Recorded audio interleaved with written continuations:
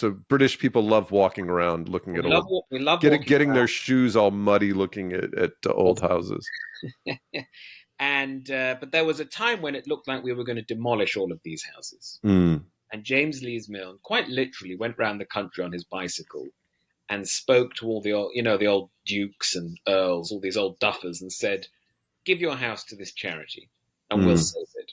But he didn't get into that until he was in the middle of his life, and he'd always thought, "Oh, I'd be an artist or a writer or something," and it had never happened. And he said in his diary, "I learnt this wonderful word, opsimath. It means a slow developer, and that's exactly what I am." And I was very struck by the idea that someone who had done so much, who's sort of got famous for this big achievement, Yeah. could say in his diary, "Oh, I'm such a slow developer." And how old was he when he started doing that? Oh, in his 40s, I think, maybe his Mm, 30s. right. But the work, that's when the work begins, right? Has he shown his promise earlier is a sort of open question. So it's like the tortoise and the hare. Mm. You see people at school and early in their career, they're like racing ahead, they're doing really well. But then sometimes the people who are plodding along actually end up, going out in front and doing great stuff. And this caught your attention. Why? I was working in a type of marketing that specializes in jobs and recruitment. So we would have big, big kind of S&P 500 companies, fortune companies as our clients. And I was the research guy. So they would always say, "Look, where's the talent? Where can we find computer software people? Where can we find, right, whoever?" And it got to the point before the pandemic where I kept saying, there are a lot of people over the age of 50 in the labor market, right? This is the zone, right? And they just weren't that interested on the whole. But the more I looked into it, the more I was like, well, this seems like a very real thing to me. And I can think of a lot of novelists, politicians, business people, right? All different areas of life where they are maybe slow developers or they're late bloomers. Mm. And then they do these amazing things. And so the book, in a way, was written out of frustration. I wanted to sort of say, yes, yes, sometimes you start at 50 and that's when all the best work happens.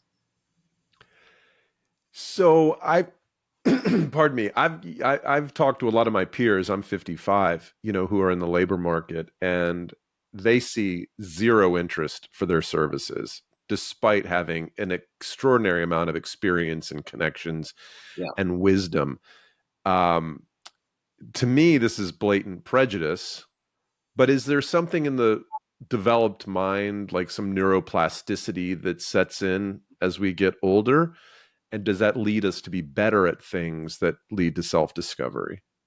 I have a chapter about this in the book because the common understanding is that as we age, our mental processes get slower.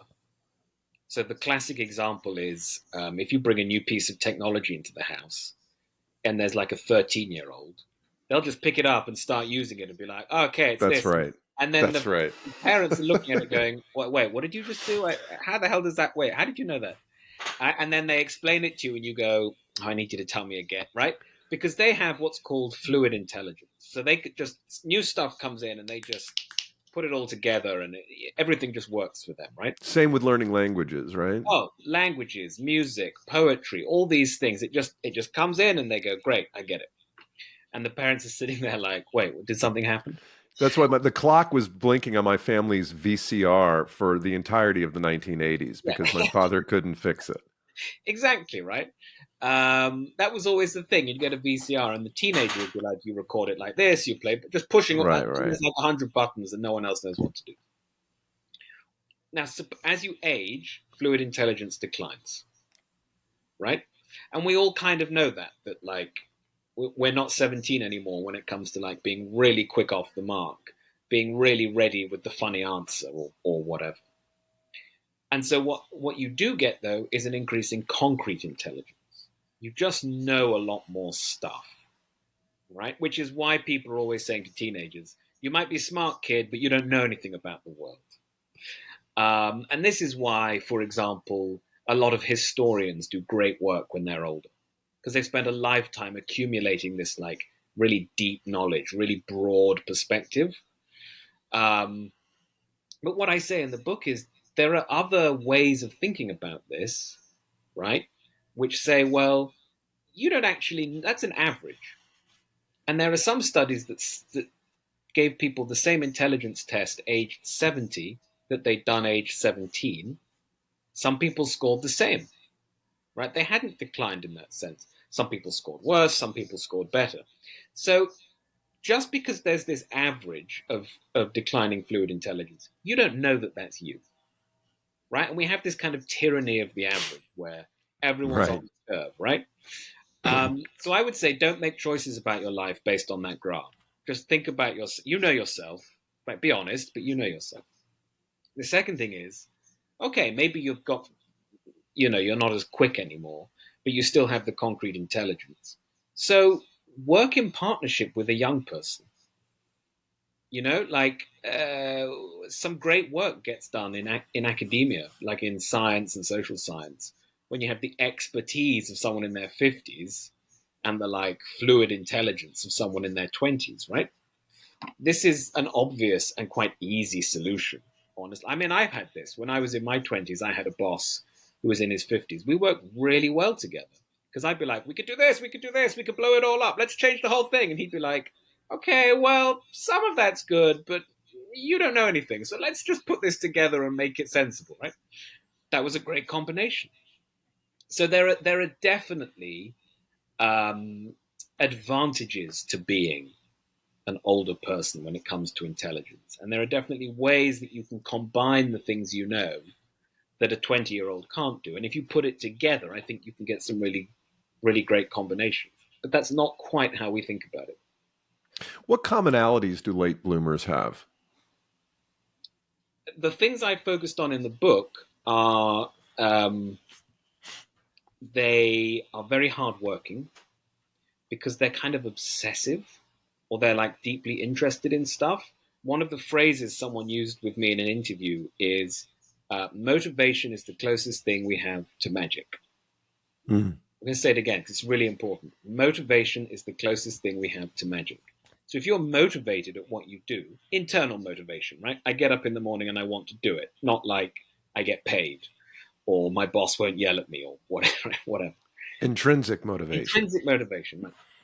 That will take you a long way. I'm not saying it'll make you like rich, famous, successful or whatever, but it will keep you doing the thing. And often one difference between a late bloomer and someone who doesn't become a late bloomer is the late bloomer kept doing it, kept experimenting, kept learning, kept trying it out, right? So this is a core characteristic. There's a lot of not quitting in these people. There's a lot of not quitting. I think, though, not from a sense of I'm not going to quit. We get told in modern culture, like, don't quit and eventually you'll succeed. Their not quitting is more like, this is just what I want to be doing. Yeah, you make that point to say they do something for the sake of doing it, not for they do it for the love of the craft or the mission, not for some other reward. And I think we get a lot of it. We have an advice culture and a self-help culture. And like you see this in a lot of business writing. If you ever go on LinkedIn, you can't get away from it. I think I've contributed some of that to the world, my friend. Well, haven't we all?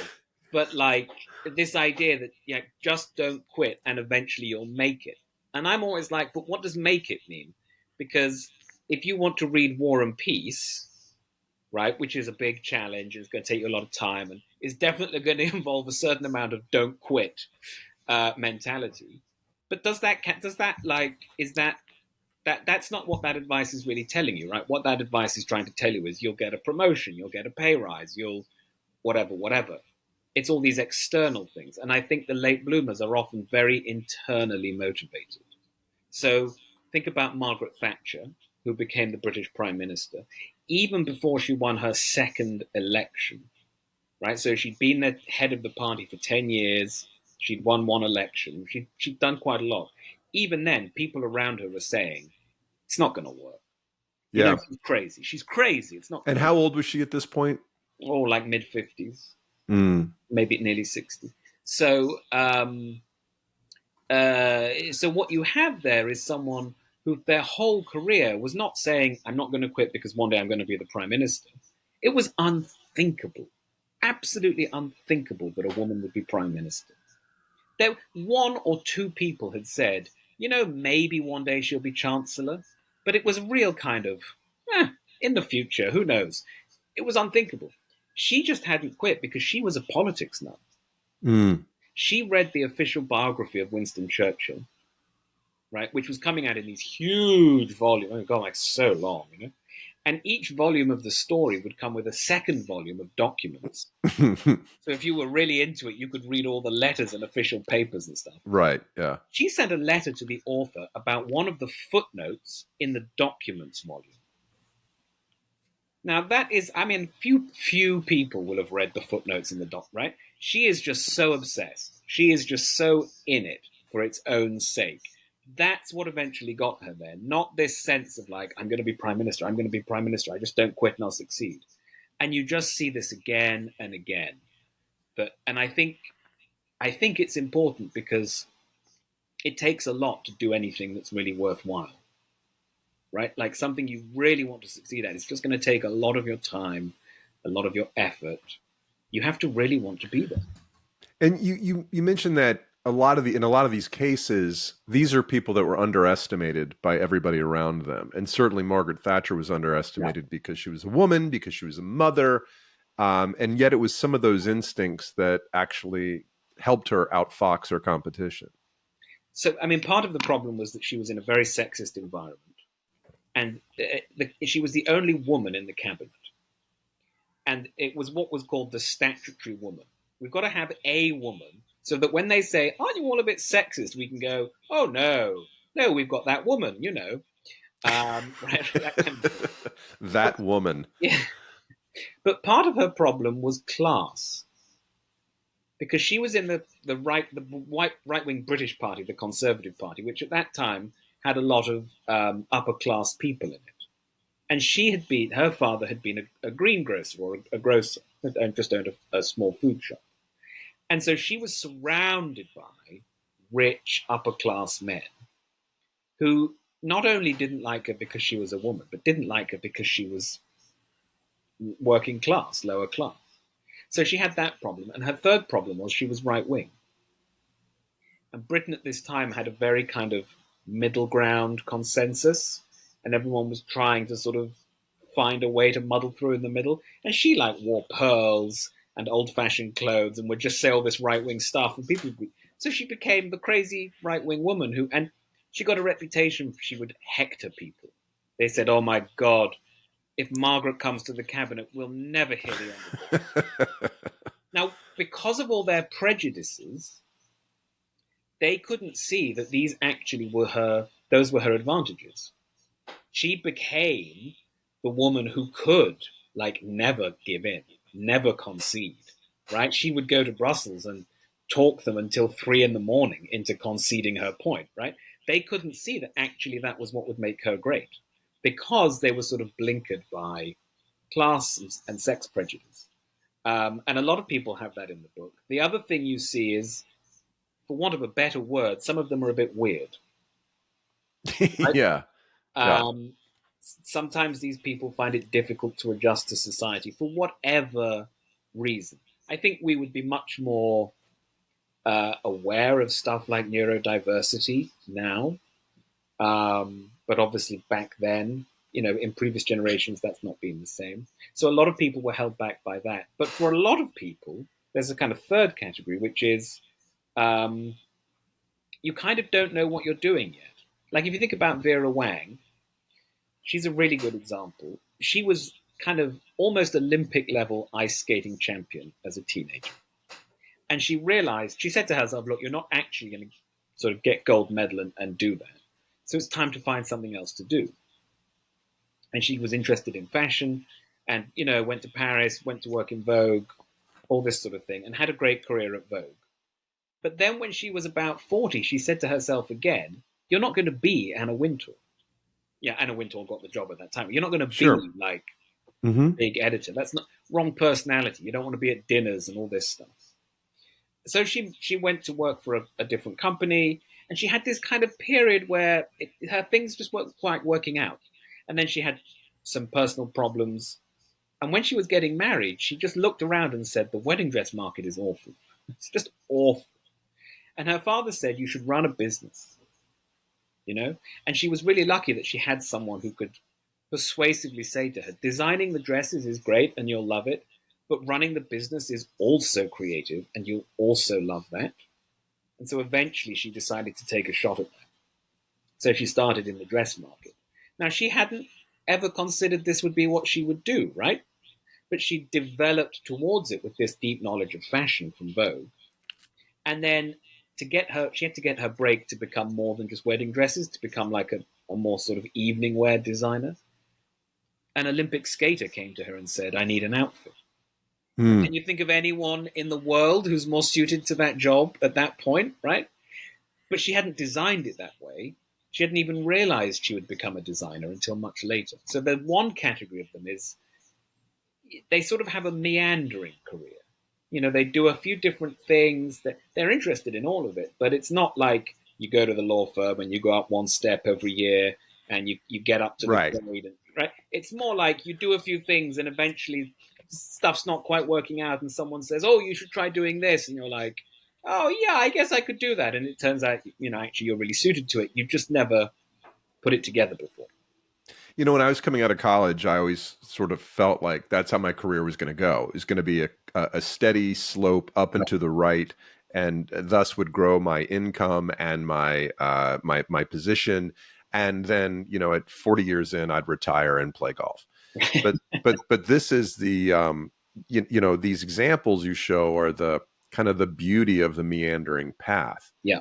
And then, as you just mentioned with Vera Wang, this intersection or synchronicity of passion, experience, and network all coming together to create opportunity.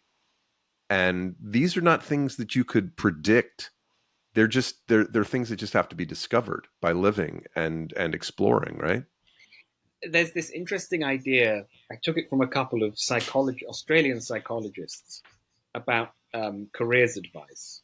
And they talk about a fractal career. Exactly as you said, a lot of people think of their career as linear.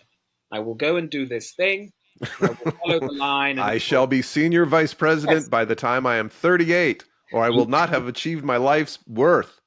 And I'll have an office and all this sort of thing. I will drive a Volvo and I will have a fax machine on my credenza. And you get because that is what success and fulfillment appears to be. Exactly. But what they said is a fractal pattern is one that, like, it shows a similar shape, but as it expands, it becomes more complicated. So the shape of the leaf is very similar to the overall shape of the tree, right? That kind of thing. And they say careers are often quite fractal. And if you think about Vera Wang, that's kind of what happened to her. The basic elements are all there. The costume, the sense of style, the sense of display, right, going into journalism. But it takes a long time for it to build out until she can say, I have a pattern here that's like more like a tree than a leaf. It takes a while for you to discover all these different elements. You have to go and do all the bits first. So I don't know how predictable it is, but I do think that a lot of these things are rooted in your basic interests, your basic abilities, right? And that's why people talk about joining the dots up backwards, because the interest and the abilities were all there. You have to go and put it to use. And you have some sense that you have something to offer the world, even if you can't put your finger on what it is. There's a sense of optimism, even in the absence of evidence that there should be optimism. That's so true. That's definitely a feature of late bloomers.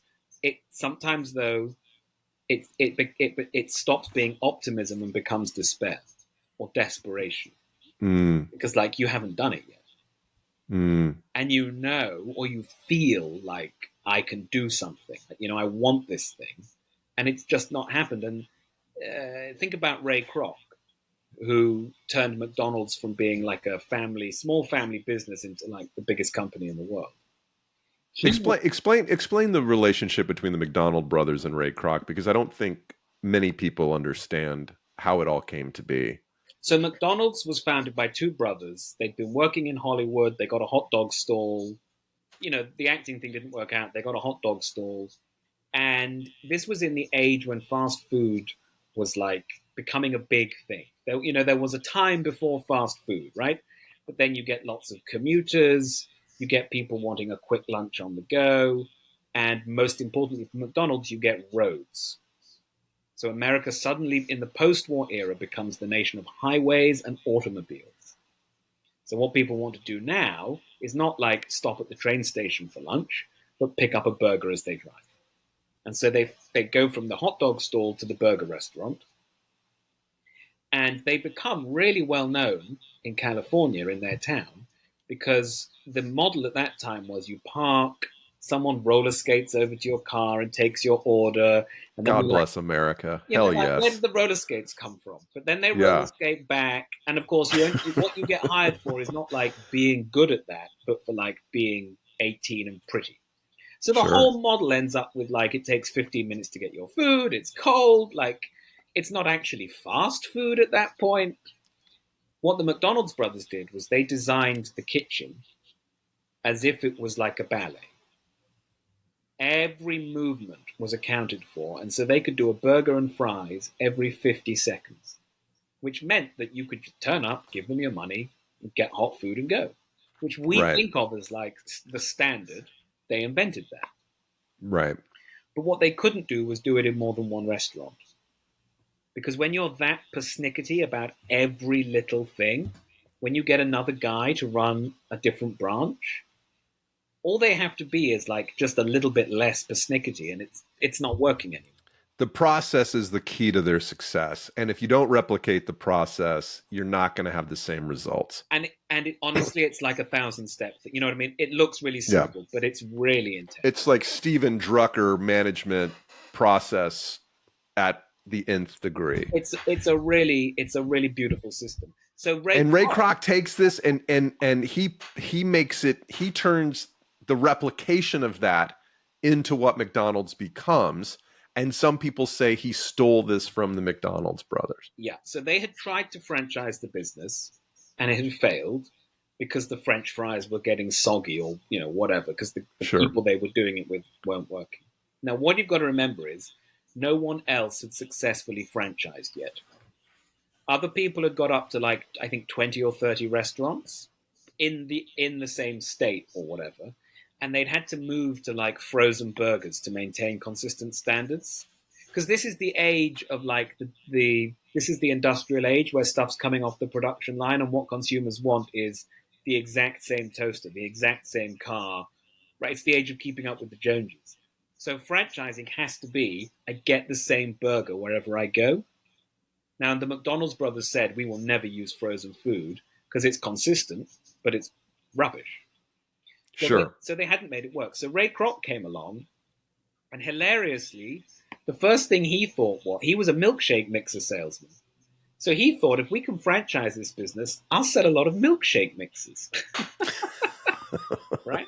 But then he realizes, it's not the real estate, it's the milkshake machines that are going to be the billions behind McDonald's. Yeah. I mean, he wasn't, I'm sure the milkshake guys did pretty well out of it, but he then realized, like, there's a bigger game here. And so he dedicated himself to saying, how do we make the franchise work? And he was there. They opened a different restaurant somewhere. And he was there all day, all night, picking litter up off the floor, snapping at people, making sure they were doing the exact right thing. The French fries weren't working. And they realized that there was a difference in the air humidity in this new location versus the hot location of the original restaurant. So they had to store the potatoes differently. Wow. Right? And so he said he was obsessed with the French fry like it was a work of art. So like the exact type of oil they use, the exact temperature they cook at, you know what I mean? The exact amount of time it goes in. Everything was under that kind of scrutiny. And he was a real fuss budget. When you worked for Ray Kroc, he gave you a little comb and some nail scissors, and you were expected to turn up every day looking spick and span. So he had this kind of relentless attitude. And the important thing he did was, if you franchised with someone else, they'd be like, you can have Wisconsin. You just go and do Burger Queen in Wisconsin. And obviously that failed because you get soggy fries and frozen burgers, and you can't just throw up loads of restaurants and make it work. So Ray Kroc said, look, you get one restaurant with us. Okay, and if you don't do it right, if you don't get it exactly how I'm telling you to do it, you're done. We're not doing any more. We're not renewing, like we're done. So in the short term, he's giving up a lot of money. Because he could just say to someone, yeah, you have Utah, throw up 20 restaurants and we'll just... And he says, no, you can have one place and we are going to be obsessive to the point of neurotic until we get it right. And so what that meant was all of the growth was finally sustainable. Consumers actually would go there and say, oh my God, yes, these are the French fries I was driving for. And so his contribution was very, very different from the McDonald's brothers. And they themselves said, A, we can't franchise it. It's not in our nature. B, we tried and we screwed it up because we don't know what we're doing. And C, we don't want the stress, right? And they made loads of money. They had a new Cadillac every year. Like, they weren't actually cheated out of anything. It's just that Ray Kroc solved the problem that was worth more money than the problem they solved. And as I'm reading this story, I'm thinking to myself, perhaps because I worked at Facebook, I'm like, these guys are just like the Winklevoss brothers who claimed they discovered Facebook, but Mark Zuckerberg, famously in The Social Network, is supposed to have said, if you would have founded Facebook, you would have founded Facebook. Created Facebook, you know. I always thought, like, look, the Winklevoss brothers seem to be perfectly intelligent guys, but they're not visionaries like Zuck was. Zuck is. Right. There's a fundamental difference between, like, taking the kitchen process that's been developing in fast food. By the way, that process, they perfected a process that other people have been developing for like 30, 40 years, right? So they take that kitchen that's been developed across America and they perfect it in an incredible way. Ray Kroc then does a totally different thing, which is he perfects the franchising system. And so being able to run the business is a separate skill from being able to run the kitchen. And there's a kind of romantic idea. Once you've solved the kitchen problem, that's all it takes. You just roll it out. And it's like other people were trying to do that at the same time. To the point, the head of Burger Queen said, if I saw a McDonald's burger chef hanging upside down from the ceiling while he cooked, I would tell my guys, you hang upside down from the ceiling, because whatever they're doing, it's working. Yeah. None of them could franchise, and McDonald's couldn't franchise. So he just solved a completely new piece of the puzzle, and it is the same as The Social Network. That's a great parallel. Yeah. It really is. Let's talk about Katharine Graham. She's fascinating, Yeah. and here's a person whose family circumstance and natural intelligence, and then her marriage and the dissolution thereof, quite suddenly led her to greatness in a way that few would have predicted. Katharine Graham was born to great privilege. Her father was... Suffocating wealth, as you say. It is suffocating, but the first thing to sort of appreciate is she grows up with servants, she goes to Europe, she's meeting intellectuals, she has a great education. So unlike some of the other people in the book, she is very privileged. And her father, he runs the Federal Reserve, right? He owns the Washington Post. As a hobby. Yeah, sort of, yeah. He became quite serious about it, but he bought it because he was like, well, I always wanted to own a newspaper. Sure. And he had a bad marriage, and his wife said, you'd better get out of this house. Why don't you go and buy a newspaper? You can't be here winding me up. Right? Can't. So she starts from that point. But what she also has is a mother particularly who is just oppressive with her.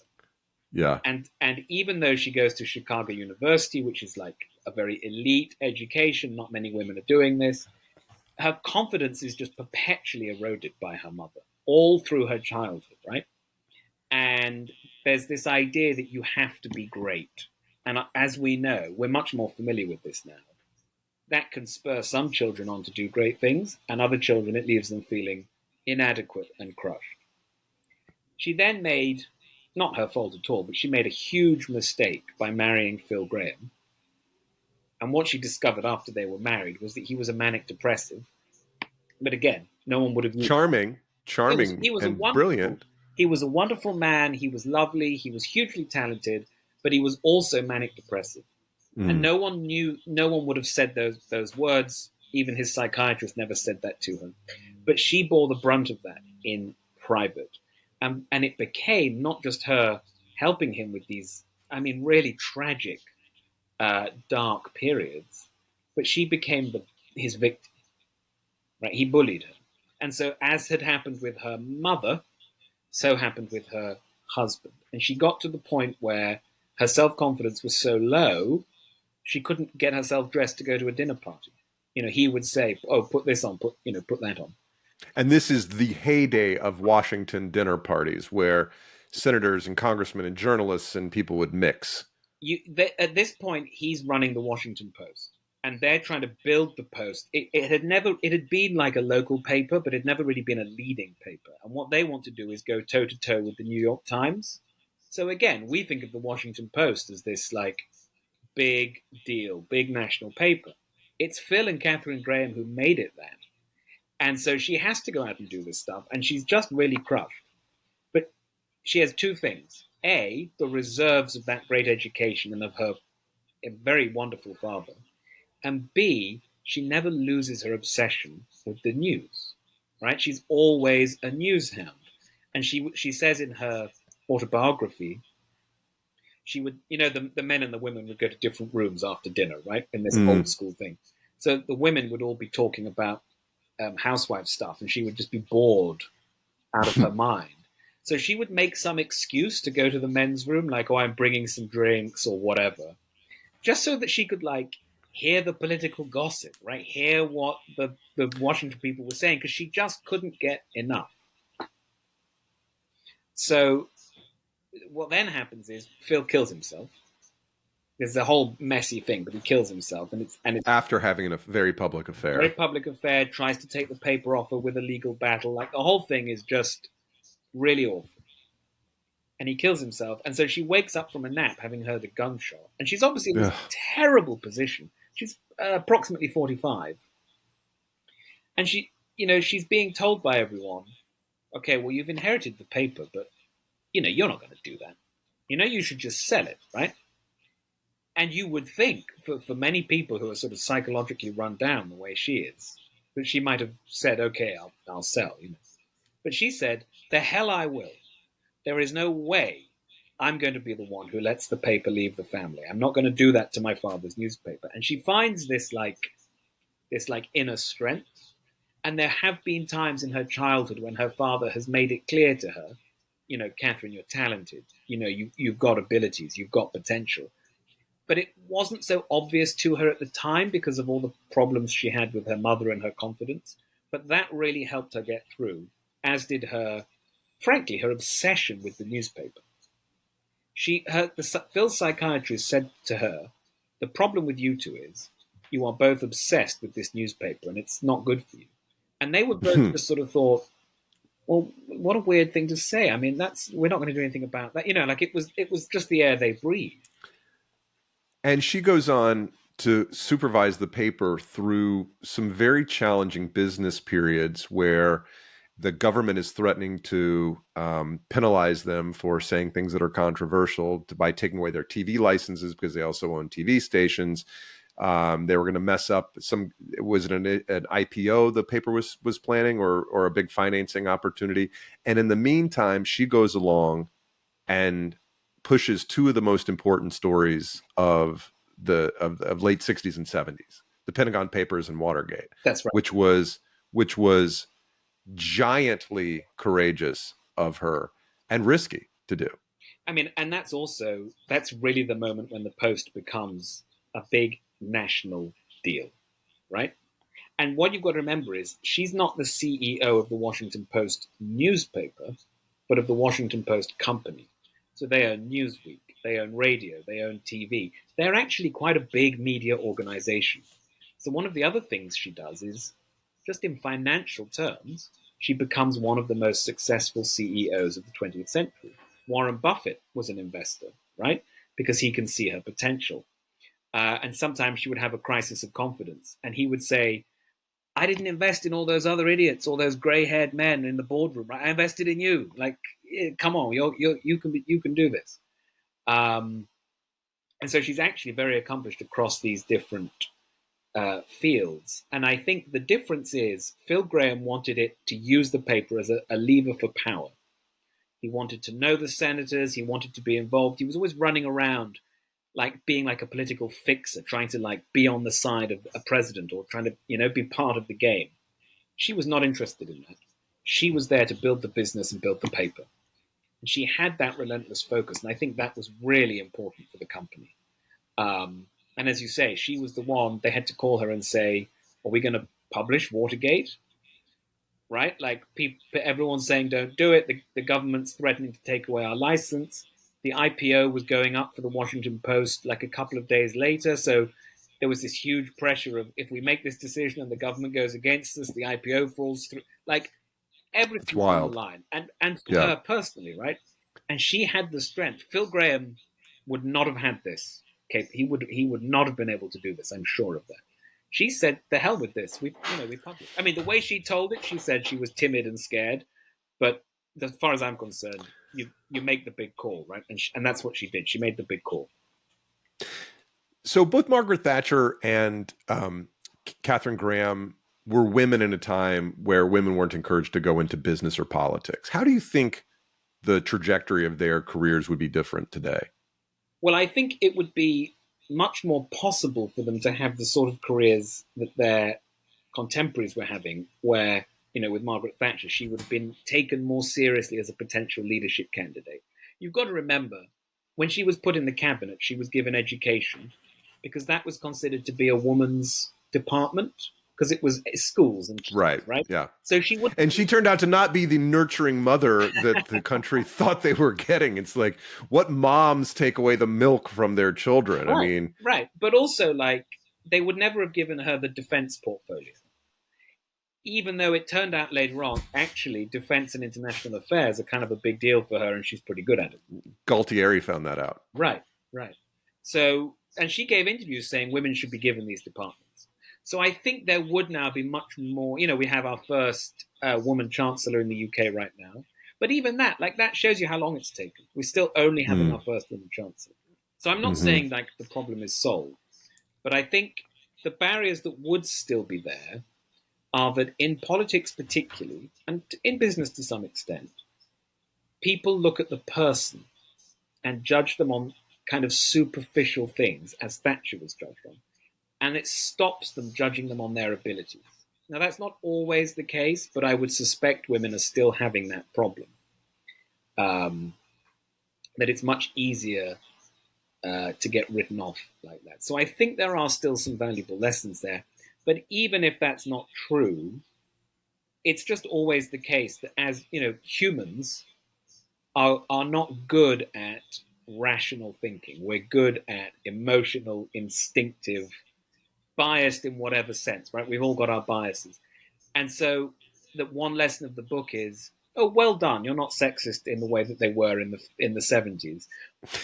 But you're still going to be looking at people, and it's really hard to actually see through, oh, I don't like that person, or they rub me up the wrong way. Oh, they're so irritating in meetings. Like, all these things still exist and still make it very hard to see through to the actual potential someone has. And I would think people still face that, yeah. One of the people I guess I'd heard about him, or I know his companies, but I didn't really know his backstory, is David Duffield. Tell us the story of his late career and the incredible things he's accomplished at an old age. Yeah, I'm going to get caught out because I haven't done my revision. PeopleSoft. We're talking about PeopleSoft and Workday here, right? The basic story there is that Workday is worth billions, right, and is a huge. And he founded this company at what age? He was, I think, 65. What a badass! Because he had to leave PeopleSoft, right? And it's just a phenomenal example of how one of the things I really want to get across in this idea of late bloomers is you might look at him and say, well, he'd done PeopleSoft. He was pretty successful. Like, how can he be a late bloomer? Very, very wealthy already. Right. Like, the guy's done fine, right? But what you realize is, in a funny way, he was even though he's made millions and he's founded a huge company that's been really successful, he was still sitting on more potential. And age 65 is when he actually founds like the company everyone's heard of, and that is huge. Like it's a different order of magnitude of success. And this is in a field. This is in two fields: entrepreneurship and technology, where we tend towards thinking that the big successes come from the young people, which of course they very often have. What I'm trying to demonstrate in that chapter and with that example is they also come from the older people. And there are studies about this, that the average age of a successful entrepreneur is in fact more like 45, 46. And there's a common belief among venture capitalists that it's the young people who found the exciting new companies. I think they have a skewed view because David Duffield, he didn't need to go out with his cap saying, "Oh, will you put into my new company?" Right? He can just go and do it. And so what we need to appreciate is that, yes, there's Mark Zuckerberg, and nothing against, wonderful, right? Fantastic. I'm all in favor of this young talent. But there's also David Duffield, who we didn't realize could massively outdo himself in retirement. And my question is, well, what makes me think is, so what's Mark Zuckerberg going to do? Right? Everyone's kind of writing him off sometimes, and I'm like, I don't know. There's a good chance he could do his best work in the future, which would be a very weird thing for us all to get our head around, right? If you look at Zuck's evolution, he is turned into a very mature grown-up. I mean, he's not 19 years old anymore, and he's running a multi-centa billion-dollar company, I guess, approaching $1 trillion. I don't know what the market cap is now, but he's doing it, and he's always had a long-term orientation. He could have made $400 million by selling to Yahoo when he was 21 years old. Yeah. And anybody who didn't have a decades-long orientation would have taken that money. Yeah, exactly. And now he's got two extra decades under his belt of growth and experience and maturity. I mean, he's playing a different game than he was 20 years ago. But he's also playing a different game to what his critics think he's doing. And this is what I think is so interesting, right? If you look at David Duffield, it's like, why does he found that company? He has money, he has success, he has status. What does he need from this? Does he need another boat? No. The answer is he's very internally driven. He's very motivated. He's very interested in what he's doing. He's full of ideas. And so he's going to keep going in the same way that Samuel Johnson kept writing his history as a poetry, or in the same way that Katharine Graham just would not give up on reading the news. And I think Mark Zuckerberg has that, right? He's not in this anymore because he wants a bigger house or something. There's no bit. He could buy a planet. He could at do this what he point. wants. He's in this because he's got this internal motivation, which, as I said earlier, it's like magic. And there's it's just so startling to me that someone at Duffield's age could go that much bigger than had done before. And you see this a lot, like Elon Musk, right? PayPal, Tesla, all very good. But the SpaceX thing is I think it's still underappreciated. What an insane level of ambition that is compared to what he's done previously. And again, there's a good chance that his most sort of eye-boggling work is going to come later in his career and is going to make the things he did before look much smaller than they look to us now.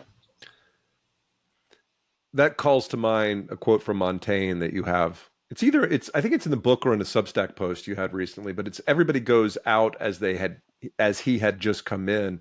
The best way to not get caught by our own death is to act like it's closer than you think it is. Sorry, that was actually a different quote, but the one that I'm thinking of in relation to these older guys, sometimes it is the body which is the first to surrender to old age. Sometimes it's the soul. These people, Duffield and others, their soul is hungry late into life. They're not looking to, go slowly into death. That's right. And who's the guy? This is going to make me sound, oh, this is terrible. The Taiwanese company that makes the chips. Huawei? No. Oh, that's the Chinese. The semiconductors. Taiwanese. I don't know. I'm sorry. He doesn't found that until really quite late. There are a lot of these guys out there, right? And again, I think that Montaigne quote is apt. It's this idea that if you're not doing something like that, what are you doing with yourself? What are you Right. going to go fishing? You know what I mean? Like some people think that's the ideal thing, right? I want to be done with my work and have my retirement and I'm going to travel and take it easy and whatever. These people have a totally different outlook on life, which is it's almost religious, right? There is this thing that I am called to do. It is very important that I do it. It's just who I am, it's what I am. And they just keep going for that reason. And it's very, very easy to not see that in someone or to underrate it, but it's hugely important. I watched this morning, my friend Jesse Dwyer from Facebook sent me a link to the Jerry Seinfeld Duke University commencement address. And what I had seen of that address was the response he had to the protesters who walked out. But the address itself, which is only 20 minutes long and is well worth watching, he talks about, he's giving advice to these graduates from one of the top universities in America. And he's saying basically, like, if you don't like your work, you're in it. You're doing the wrong thing. I mean, and all these people didn't view work, as an obligation. They viewed it as an opportunity. Right. And I mean, I think that's the difference in why these people keep working, because their work it's more, it's why they're alive. It's what they choose. They can choose to do anything, and they choose to do this work. Right. And it's what they would be doing anyway. Right? They get into it because they're just interested and they're tinkering around and they sort of put something together and they stay in it for those reasons. And it's not, if you love your work, you'll never work a day in your life. It's, I work hard because I care about this craft, or I care about this mission, and it is my identity. Yeah, I think that's right. I don't like this thing about if you love what you do, you'll never work a day in your life. I think what happens is, like, if you're going to do anything, you will come up against difficulties, right? The difficulty inherent in the work, or the difficulty of, like, I'm tired today and I don't want to, or my children are ill, or just life is full of problems, right? The difference between the two sorts of people is the internal motivation will get you through that. If that's just what you want to do, working through those difficulties is much more achievable than if on a good day you're turning up thinking, I'm gonna have to get through this now. And this again, like, how often do we assess people based on motivation? We are so interested in what are your skills, what are your accomplishments, what's your background, and we kind of do a little bit of, are you really interested? Is this really what you want to do? But it's quite hard to suss out someone's motivation, right? It's very personal. Maybe it's secret. It's not the. I'm trying to figure out my own, Henry. Right. That's why am I doing this? Why are we even talking right now? Neither of us is going to make any money from this conversation. It's just worth doing. So that's the interesting point, right? Like, what is it that you do that isn't going to give you a direct reward? What is it that you do that isn't automatically linked to something like financial or career outcome? That's quite hard to discover about a person. And when we're thinking about talent search, who's going to be the successful entrepreneur, politician, whatever, that's actually a really big question that we don't give enough thought to.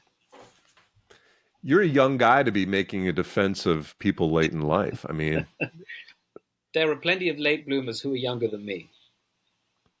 You wrote, talking about why you're doing this, you said something about the cancer isn't back. Were you previously diagnosed with cancer? I had cancer 5 or 6 years ago. I'm totally fine. It was kind of an easy cancer compared to a lot of people that I met in the ward.